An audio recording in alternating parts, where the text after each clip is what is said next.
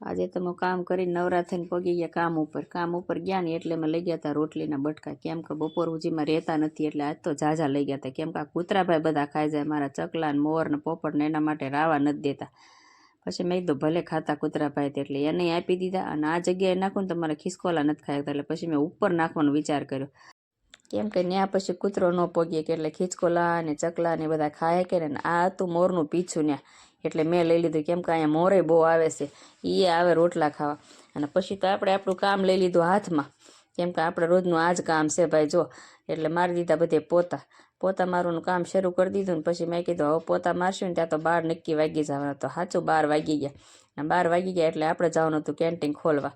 એટલે પોતા મારીને પછી મેં કીધું મેડમને કહ્યું, મેડમ હવે થઈ ગયું છે બધે પોતું એટલે હું જાઉં છું કેન્ટીન ખોલવા. મને કે કાંઈ વાંધો નહીં મીનાબેન, આવી ગયા આપણે કેન્ટીન ખોલવા. કેન્ટીન ખોલીને જો મારું કેન્ટીન આવું કાંઈક છે, નીચે છે સમોસા, પછી આ બધા પડીકા, પછી ઇડલી ને એવું બધો ભાગ રાખું છું થોડો, બહુ ઝાઝો નથી રાખતી, કેમ કે ત્યાં ઉંદરડાય બહુ છે એટલે ઉંદરડા મારું બધું ઘર ખોલી નાખે છે. અને પછી આપણે બેસી ગયા ટેબલ ઉપર, અને ટેબલ ઉપર બેસી જાય એટલે છોકરીઓ ભાગ લઈ લઈને સીધી આવી જાય મારી આગળ પૈસા દેવા. પછી વહી આવ્યા ઘરે આવીને નાહી ધોઈ નવરા થઈને પછી પાછા બેસી ગયા ખાવા.